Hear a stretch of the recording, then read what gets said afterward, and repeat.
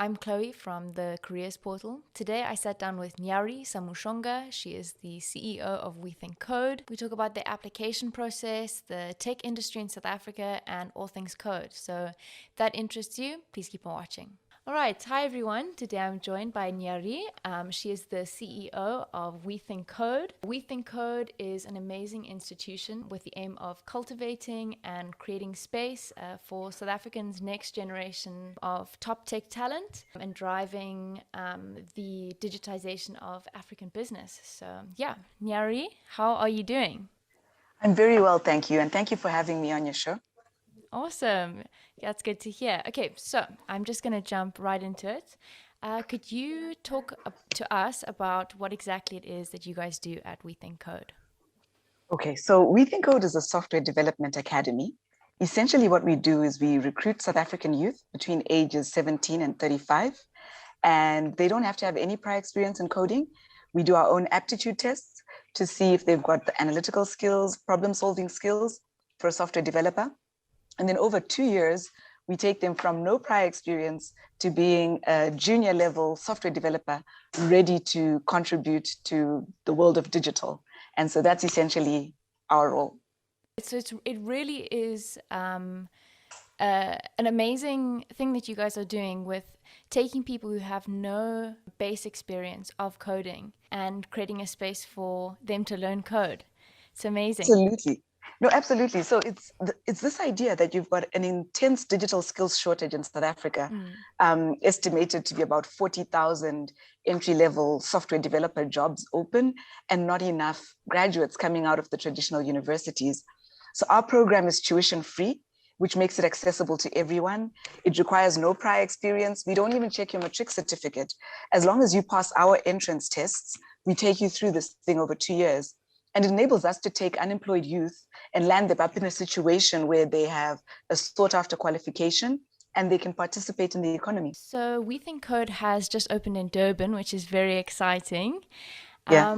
Can you talk us through the sorts of opportunities that this opens for those living in KZN? So the great thing about it is that what we generally do is 98% of our graduates end up in permanent employment, and they are employed by the sponsors that pay for their training, which is how we're able to offer it tuition free. So this is actually an opportunity for people that live in KZN to train on a campus that's right by their doorstep and then end up employed by sponsors that are within their own community. We're currently, with our Johannesburg and Cape Town campuses, we've had a lot of people commute from home to these other locations, and they don't have a support network around them necessarily. And so we're really excited about this expansion and being in Durban. That is awesome. I think that it's just so exciting to have campuses pop up and expanding. And it really, I think it allows for, like we were saying, opportunity for those who don't live close to Cape Town or Joburg. So yeah, it's very exciting. And have you guys also opened up boot camps over there, or how do those work? So boot camps are the process that we use for selection. So like I mentioned earlier, you don't have to have any prior coding experience. We're more concerned in testing you for aptitude. And so how we do that is first you do an online test. So if you go to our website, which is wethinkcode.co.za, and you click on apply, there's an online test you have to do. If you're successful with the online test, you're invited to be in a selection boot camp. So that's a 6-day process that simulates our environment. And we introduce you to coding concepts and then test you on them over those 6 days. The truth is it's quite intense. So the idea that we don't check your prior learning experience comes from the view that a lot of things that are used to assess your capability are not necessarily the things that are needed when you're going to code. And, you could be in your mid-20s, you could be looking to change your career.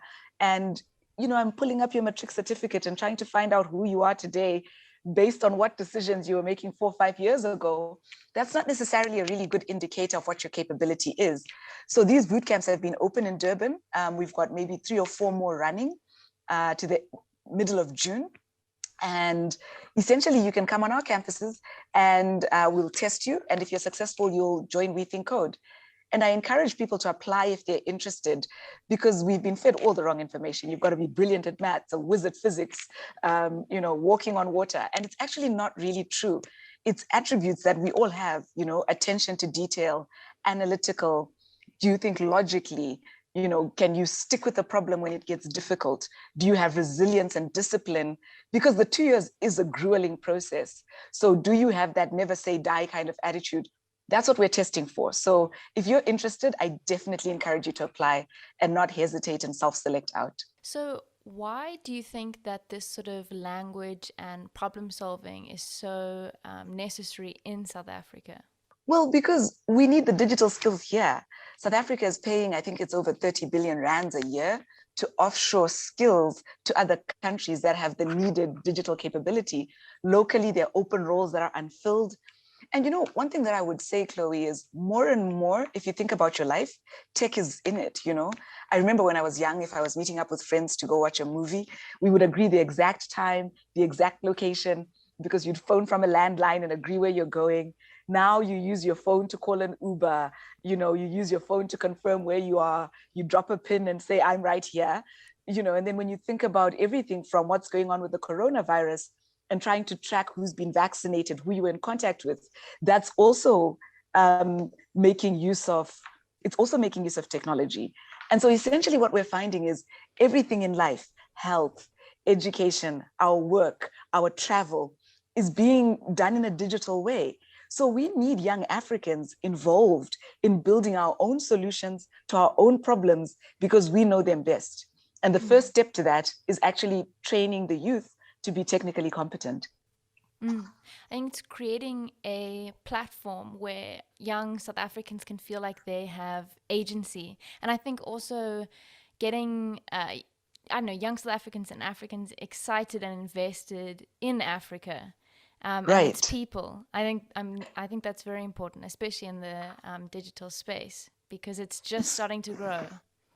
I was actually having this conversation today that, years ago you had to be, a special scribe or royalty to learn to read. It was this exclusive domain. And I really think if you look at the next 10 years or so, you'll start to see that some level of coding know-how is going to be ubiquitous among our youth. And it's going to be the difference between, similar to reading and writing. Some of us are out to get a Pulitzer.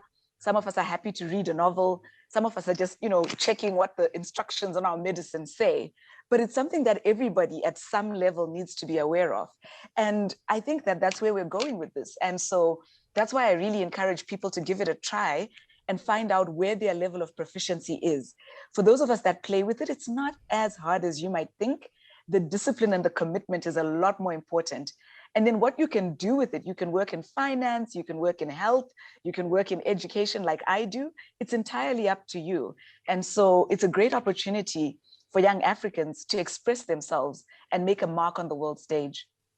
I think that that's so important, that coding can be expressive, because I think that there are a lot of misconceptions out there about coding, and I know that we have touched on a few. But yeah, maybe you could walk us through some more of the more sort of common misconceptions and debunk them. Well, the first one is that it's a man's job, obviously, and it's a global pandemic. I think 20% of women in technical jobs, 20% of people in technical jobs in software are women.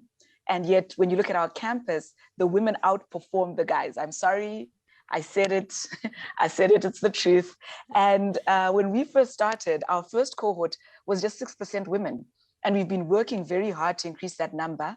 Last year, we were at 25%. And this year, we're likely to recruit for 2021.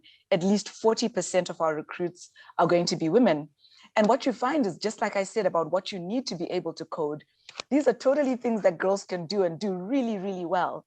And what you find is it's not just the young women, the people that influence them, the teachers, parents, cousins, everyone is like, no, it's for boys. So I just want to debunk that straight away and say there are a lot of girls in coding and we're cool too. The other misconception is that you'll be relegated to some basement and, they'll feed you through a tube and you never get out. And yet the truth is there's just such a variety of cool things to do. There's front-end development, which is what most users see. That's the graphics, the pictures, the colors, which is a lot more of a creative space, gaming as well. And then there are some stricter professions, like in finance and so forth. But literally anywhere where you go and there's a computer and there's someone there, that computer is using software and a developer made it. So the sky is really the limit in that regard. The other misconception is that if you're not mathematically minded, you'll struggle. And one of the interesting things, for example, is that people that do well with languages also do well with software development. There's a high correlation because linguistics is similarly about, constructing sentences in a very particular way to communicate a particular thing. And coding is about telling the computer what to do using a very particular language. And so those are some of the misconceptions that are out there that keep people that would be brilliant at this thing out of participating. I think that last one you mentioned is a misconception I had, that you had to be brilliant at maths or physics or science or to be good at coding. I've had to dabble in coding. I've done a little bit of web design. Yeah. And it's so cool. I have really enjoyed it, and you selling me on coding. Are you joining? Are you signing up? www.wethinkcode.co.za. I'm close.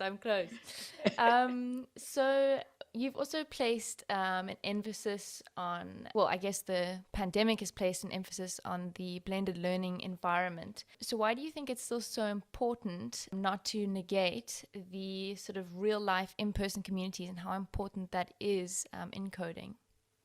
I think some of the reasons are obvious. Anyone who's an introvert like myself was convinced that, oh, yay, lockdown, I never have to see another human again. And then within 5 days, we're like crawling up the walls and didn't know what to do with yourself. So we are actually very interactive beings.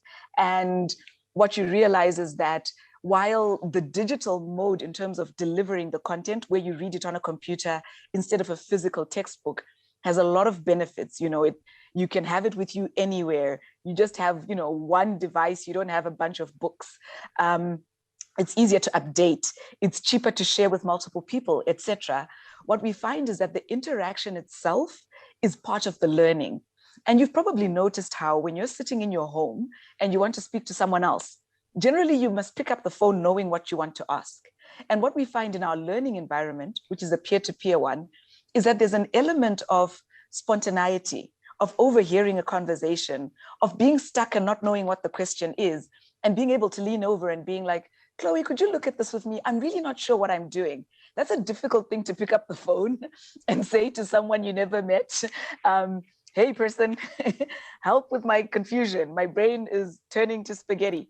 And so those are the things that we see. The other thing is in the creating itself, the physicality of walking to a whiteboard and drawing a picture to make visual what's in your mind, and another person being able to understand it that way and interact with you. All of those things are lost when we move into these remote working scenarios. The other thing that We Think Code emphasizes is the recruitment of low-income youth. And that is part of why our program is tuition free. And so the context of what home is so different for different people. And if we're not careful in this march towards remote learning, we're going to unintentionally create more inequality. So I have the privilege of having a lovely study in my home. So working from home is a quiet room, set up nicely with a desk and a chair. If the door is closed, everybody knows not to disturb me. That's not the case for a lot of people. They're in housing situations that are crowded. The electrical supply is intermittent. The access to data is complicated. Is it even safe to be having your computer there? So all those complexities for certain segments of society actually make it very hard to be able to focus and concentrate. So in our context, even with the remote learning, we've, where possible, made space stay available for our students to come in. And sometimes that means they come in shifts so that we can maintain social distancing and our campuses don't get crowded. And then we follow all screening protocols, etc.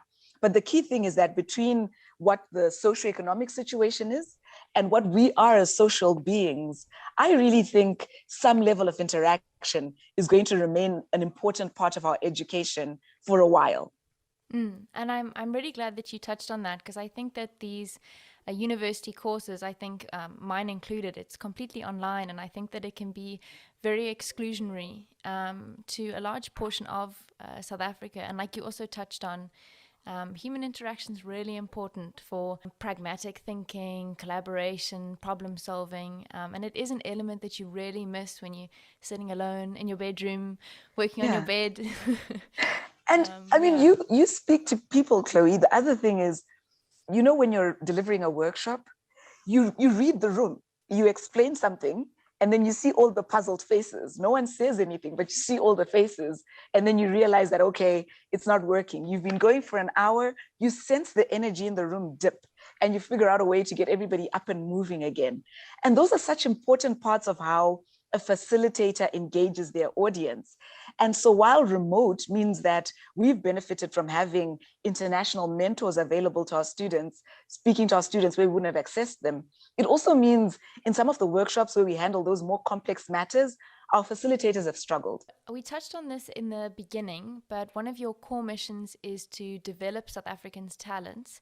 So, how do you go about sourcing this talent and finding this talent? So we are keen to drive inclusion in technology. And we believe that if our technologists look like our society, they will be busy with solving the problems of our society. And so how we recruit people is we go to schools and we tell them about what we do. Our students share their stories, and we let people know at that stage when they're trying to figure out, if I should grow up, what would I like to be? And so that's one of the places we go. We show up on radio. We go on community radio a lot and speak in different South African languages on community radio to, connect with different audiences.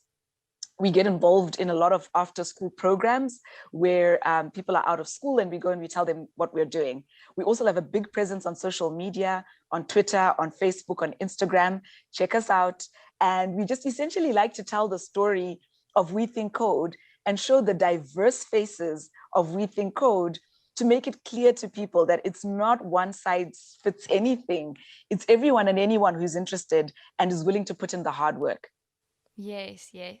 And could you maybe also walk me through how do you go about developing this talent? What does it look like being a student at We Think Code? Right. So what we try to do, and like I mentioned, because we recruit people that don't have any prior experience in coding at all, is the first semester of the first year is what we call the fundamentals. So essentially your coding 101, where you're taught the core concepts. And we keep all the jargon out. So we work very hard to make sure the curriculum speaks to you in English and you can follow what's going on. The entire program is very hands-on. So it simulates a work environment. So you log into the computer and then you get your assignments there. There's recommended reading, and then there are problems for you to solve with code. As you grasp each of these concepts, they get increasingly difficult. And then we start to connect the dots and bring them all together. So you can think of it as, in grade 1, you just want to know your 1, 2, 3. Then you start to do your addition, multiplication and division come along, a little bit of algebra. And then, before you know it, you're a mathematician. And so we use a similar path to training, which is it starts off in very small pieces where you've got deliverables each week, working on your own. And then after the first 4 to 6 weeks, you start to work in groups. We're also very focused on a holistic learning approach, which is we don't just want to train you to be a developer and nothing else. So you work in teams, you practice doing presentations in front of people so that you gain that confidence to express yourself and talk about your work while interacting with others. Like I mentioned, we've got industry experts that mentor our students to give them an idea of what the world on the other side is. The experts also come and deliver technical talks so that sometimes when you're still, right at the beginning and doing the basics, you're like, well, how is anyone going to use this? So the industry experts actually come and help you join those dots and show you how the things you're learning today become useful in the workplace. And then in addition to that, we do some testing every quarter or so, some standardized testing to gauge where you're at. But a lot of it is very hands-on, real problems, create a booking system from scratch. Do you know how to do that? Create a game from scratch. Do you know how to do that? And that allows you to apply all those fundamentals you learned to something that's real. And it keeps it fun, challenging, but a lot of fun and very interactive. I think that interaction is so important in a learning environment, learning through doing. I know for me, that's exactly how I work. If I can learn how to do it, I'll know how to do it forever. You make such a great point. And I think another part of it is it's learning through doing and then learning through teaching. Because by working with your peers, the other thing that really cements your understanding of something is when you explain it to someone else. Because the way they ask you questions forces you to look at it a little differently and then apply your mind to it and then explain. And so by being in a peer-to-peer learning environment, you're doing it, you're teaching others, you're learning from others that have, gone through it, who are in their second year or who are going through it with you. And so when you think of the workplace, that's really how we solve problems. With our colleagues, we collaborate. And so we're teaching that construct of you're not an island, you live in a world with others. So learn to play with them, learn from them, and contribute to their learning as well. So it seems like teamwork is very integral at We Think Code, which I love that. So we've also sort of touched on this, but so one of your core missions is to really develop South African talent, especially in this growing digital age. And what you guys are also doing is sort of demonetizing and democratizing the sort of education system through your bursary program and tuition-free education. So could you tell me a little bit more about that, and then how the applications work, or how people can get involved in that? Right. So before I was CEO of We Think Code, I was managing director of a software consulting company. And one of the hardest things was finding good talent. And when there isn't a lot of talent, when you find it, you're like in a bidding war, like, come work for me. And we've got free apples for breakfast. And so you're trying to throw it all in. So the reality is that there's always been a cost to acquiring talent. For any organization that cares about what they're doing, they care about who their people are that are doing it. And so what we've done is we partner with South African corporations that are interested in recruiting this young talent. And they pay upfront for the tuition of our students. And then our students, in turn, when they graduate, work for the sponsor for at least a year. During the course of the training program, they also intern so that they get an opportunity to experience what it's like to work in the real world. And so that's how the sponsorship works. We also get funding from some foundations that are not themselves looking to hire, but that are invested in getting skills development going. And so what they do is they'll usually pay for a lot of our innovation. So our curriculum is homegrown, built by local experts that each have at least 20 years of experience actually delivering software in the trenches. And this means it's a curriculum that's very relevant to the market. And you know how you look back on some of your education and you're like, why were they teaching me those things? I'm nearing 40, Chloe, and there's so many things that were put in my brain that I never needed to use. And so what the foundations do is they sponsor our innovation so that we can iterate over the program and make sure that the things that we're teaching and the interventions we're staging are actually making sure it's fit for purpose. So at the end of the program, other than having to work for the sponsor for a year, the student doesn't have any debt, doesn't have any liabilities, and they're free to really take on their life, and the sky's the limit. That is an amazing thing that you guys are doing. Seriously, to have that constant sort of real life experience through an internship, but also be secured a working environment or job for a year afterwards, I think can ease a lot of people's stress. I know that it can be very stressful. You're studying and you're thinking about, well, should I secure an internship? Where am I going to work? Am I going to do post-grad? It's a very stressful situation, I think, for a lot of young South Africans. It really is, because I think, when you look at some of the statistics in South Africa, 6 out of every 100 people that enter the education system actually end up with a university degree. And of the people that go to university, only 34% of them actually complete their qualification within the prescribed timeline, which is usually, for an undergraduate degree is about 3 years. Most people end up taking 4, 5, and 6 years. So you realize that, like I mentioned earlier, to make the process holistic, it's one thing to find people with talent, which is why we use the aptitude testing that says, here are the things you need to be good at to succeed at coding. So we look for the things that are relevant. Then the next step becomes the learning, which we try to simulate the real world as much as possible and teach content that's as relevant as possible to prepare you for the workplace.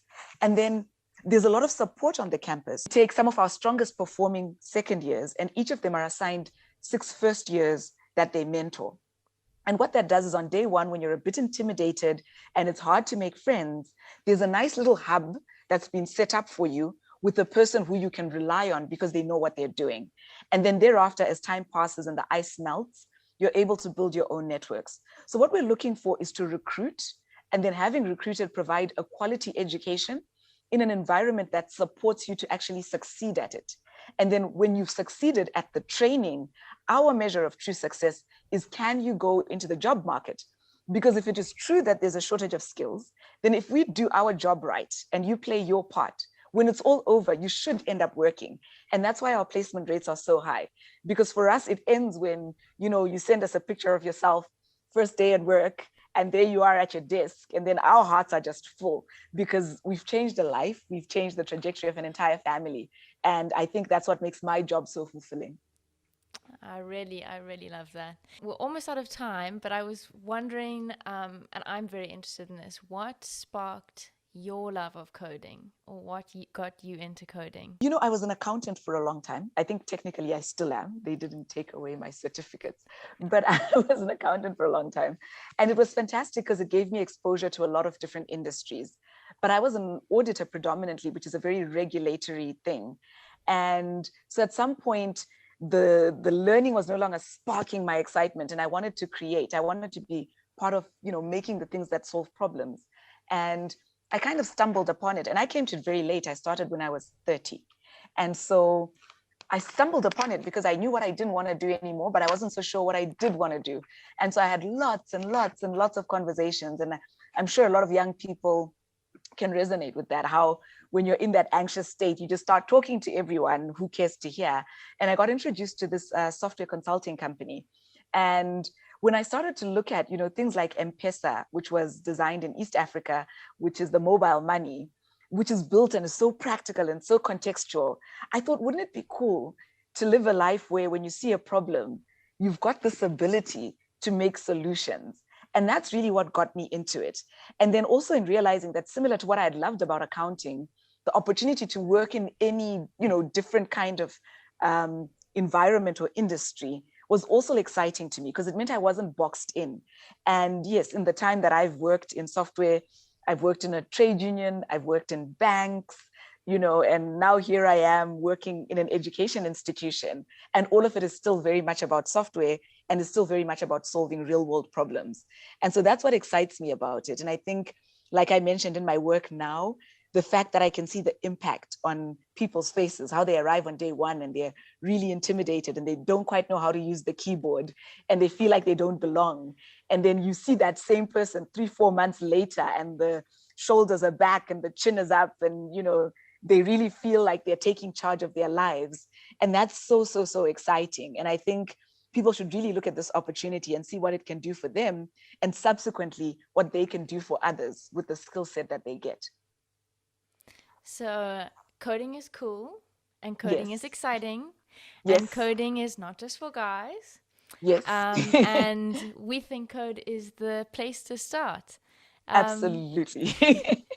Nyari, thank you so much for joining me today. It's been wonderful talking to you. Super interesting. I've learned so much today, and I know that our viewers will as well. I hope that you have a lovely day further. Thank you so much, Chloe. I really enjoyed our conversation. Awesome. Cheers.